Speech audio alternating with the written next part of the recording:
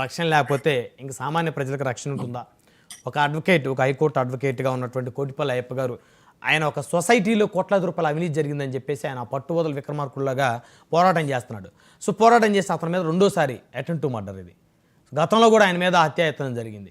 So గతంలో చాలామంది అడ్వకేట్లు కూడా ఇలాంటి పరిస్థితి వచ్చింది. ఇక అడ్వకేట్ల మీద దాడులు చేస్తే అసలు ఏంటి, ఎవరికి చెప్పుకోవాలి?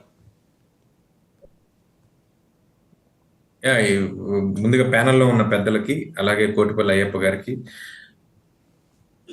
99 టీవీ యాజమాన్యానికి, అలాగే వీక్షకులకు కూడా వెరీ గుడ్ ఈవినింగ్ అండి. అడ్వకేట్స్ ప్రొటెక్షన్ యాక్ట్ వచ్చే వరకు మాకు ఈ బాధలు తప్పవు సార్.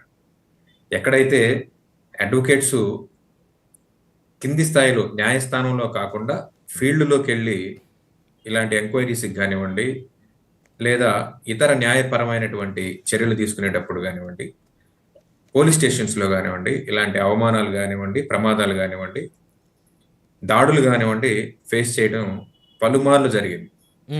గత ప్రభుత్వాలకు కానివ్వండి, కేంద్ర ప్రభుత్వానికి కానివ్వండి, అనేక మార్లు పెద్దలు, ఎవరైతే బార్ కౌన్సిల్ పెద్దలు ఉన్నారో, అలాగే లోకల్ బార్ కౌన్సిల్స్ మెంబర్స్ ఉన్నారో, లేకపోతే ప్రెసిడెంట్లు, వీళ్ళంతా కూడా బార్ కౌన్సిల్స్ విడివిడిగా కూడా రిప్రజెంటేషన్ ఇచ్చి అడ్వకేట్ ప్రొటెక్షన్ యాక్ట్ తీసుకురావాలి అనేది పెద్ద ఎత్తున ఉద్యమం జరుగుతున్నటువంటి ఒక క్రమం. ఒక పక్కన ఉద్యమం జరుగుతానే ఉంది, మరొక పక్క నుంచి కూడా ఈ దాడులు ఏవైతే ఉన్నాయో పార్టీలకు అతీతంగా ఏ పార్టీ అయినా కానివ్వండి, ఏ పార్టీ అధికారంలో ఉన్నా న్యాయవాదుల మీద జులుం ప్రదర్శించడం అనేది జరుగుతూ ఉండటం మనం అందరం కూడా చూస్తున్నాం. గత ప్రభుత్వం, వైఎస్ఆర్సీపీ ప్రభుత్వంలో కూడా చాలా మంది పెద్దల మీద, ముఖ్యంగా మన లైవ్ లో ఉన్నటువంటి పెద్దల మీద కూడా కొంత ఏదైతే దాడి చేయటం కానివ్వండి, లేకపోతే ప్రభుత్వం యొక్క జులుం ప్రదర్శించడం కానివ్వడం జరిగింది.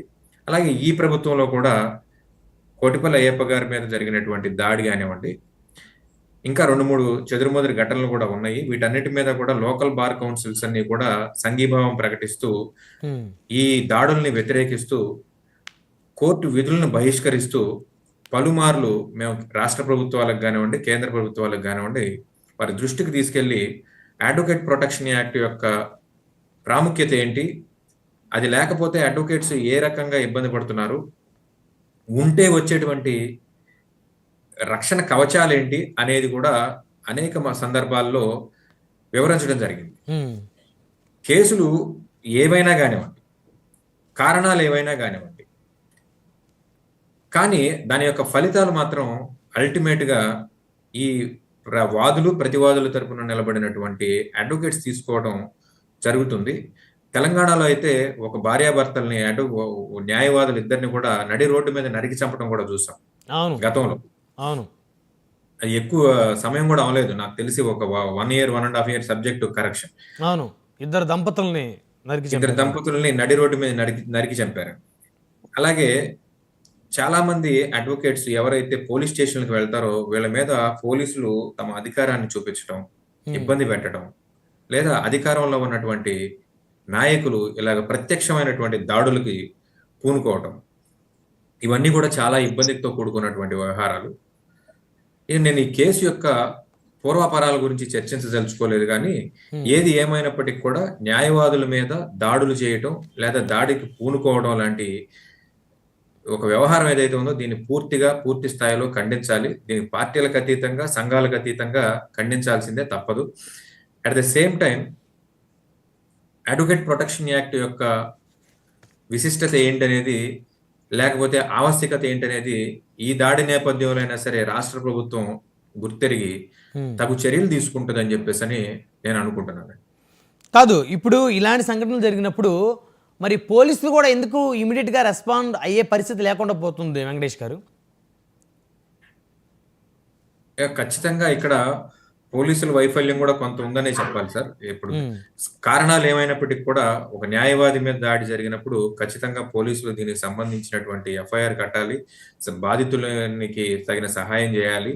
అట్ ద సేమ్ టైం నిందితులు ఎవరైతే ఉన్నారో వాళ్ళని అరెస్ట్ చేసి వీళ్ళు నిందితులు అని చెప్పేసి ప్రకటించాలి.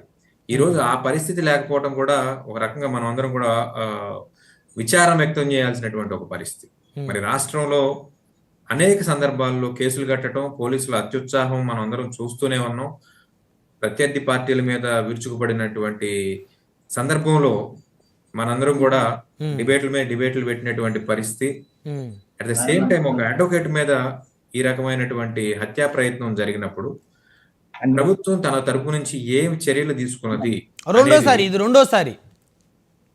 అయ్యా ఇది మొదటిసారి అయితే నాకు తెలిసినంత వరకు ఇలా హత్యా ప్రయత్నం జరగలేదండి. ఏదో గొడవ జరిగిందని మాత్రమే తెలుసు. దానికి సంబంధించి బెజవాడ బార్ అసోసియేషన్ నాకు తెలిసి రాష్ట్రంలో ఉన్న పలు బార్ అసోసియేషన్లు ప్రొటెస్ట్ కూడా చేశాయి. అయితే ఈసారి నేరుగా హత్యా ప్రయత్నమే జరిగింది కాబట్టి దీనికి సంబంధించి కేసులు కట్టడం కానివ్వండి ఈ రోజు వరకు లేదు అని చెప్పేసి అయ్యప్ప గారు చెప్తున్నారు. మరి దీనికి సంబంధించి బార్ కౌన్సిల్ పెద్దలు ఏ రకంగా వ్యవహరిస్తారు, అలాగే మిగతా బార్ కౌన్సిల్స్ కూడా ఏ రకంగా సంఘీభావం ప్రకటిస్తాయి అనేది కొంచెం వేచి చూడాల్సినటువంటి ఒక పరిస్థితిలో ఉన్నాం. ఏదైనా మేమందరం ఎంతవరకు చేయగలమో అంతవరకు అతనికి సహాయం చేయగలుగుతాం తప్ప అల్టిమేట్ గా ఈ యుద్ధాన్ని అతనే నడుపుతున్నాడు కాబట్టి ఆ పిఎస్సిఎస్ మీద తనకి సంఘీభావం అయితే ప్రకటించగలుగుతాం. కానీ న్యాయం మాత్రం చట్ట ప్రకారం పోలీసులే చేయాలి, ప్రభుత్వమే చేయాలి. కాబట్టి మేము ప్రభుత్వాన్ని వేడుకోవడం తప్ప ఈ వ్యవహారంలో మేము చేయగలిగేది చాలా తక్కువ. మేము చేసే సహాయం అంటే మీ అడ్వకేట్లకి ఒక యూనిటీ ఉండదా సార్? ఉంటుంది కదా బేసిక్ గా. ఖచ్చితంగా ఉంటుందండి. అడ్వకేట్ కమ్యూనిటీలో మేము రకరకాల పార్టీల్లో ఉండొచ్చు, రకరకాల సంఘాల్లో ఉండొచ్చు, రకరకాల బార్ అసోసియేషన్ లో ఉండొచ్చు, కానీ అల్టిమేట్ గా మేమంతా ఒకటే. ఓకే, మాకు సమస్య వస్తే మేమంతా ఒకటే. కాకపోతే ఇక్కడ జరిగినటువంటి విధ్వంసం ఏదైతే ఉందో, హత్యా ప్రయత్నం ఏదైతే ఉందో, దీన్ని ఎదుర్కొనే సమయంలో కొంత తగు జాగ్రత్తగా తీసుకోవాల్సినటువంటి విషయాలు తీసుకోలేదనే చెప్పేసి మనం వ్యక్తపరచాలి. ఎందుకంటే ఆల్రెడీ థ్రెట్ ఉన్నటువంటి ఒక న్యాయవాది మళ్ళీ అలా 51 ఎంక్వైరీ కోసం వెళ్ళి కూర్చోవటం, దాని మీద అతని మీద ఇంటి మీదకి వచ్చి హత్యా ప్రయత్నం చేయటం, దానికి సంబంధించి ఇప్పుడు ప్రతి క్షణం కూడా కాపలా గాయలేం కదా సార్. బట్ రాష్ట్ర వ్యాప్తంగా ఉన్న బార్ అసోసియేషన్స్ అన్ని కూడా ఈ చర్యని ఖండిస్తాయి, ఖండించినవి కూడా.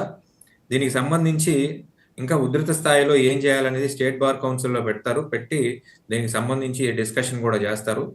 పోలీసుల వ్యవహారం కూడా దీనిలో ఎంతవరకు ఉంది, పోలీసుల వైఫల్యం ఎంతవరకు ఉంది, పోలీసులు ఏ రకంగా దీన్ని కేసు తీసుకున్నారు, అసలు ఇప్పటివరకు ఎఫ్ఐఆర్ కట్టారా లేదా, వాళ్ళని అరెస్ట్ చేశారా లేదా అనేది కూడా ప్రభుత్వ పెద్దలు కానివ్వండి, ప్రభుత్వంలో ఉన్నటువంటి అక్కడ కూడా ఉన్నది మా న్యాయవాదులే కాబట్టి వాళ్ళందరూ కూడా ఒకసారి చూసి వివరిస్తారనేది మేమందరం కోరుకుంటున్నాం.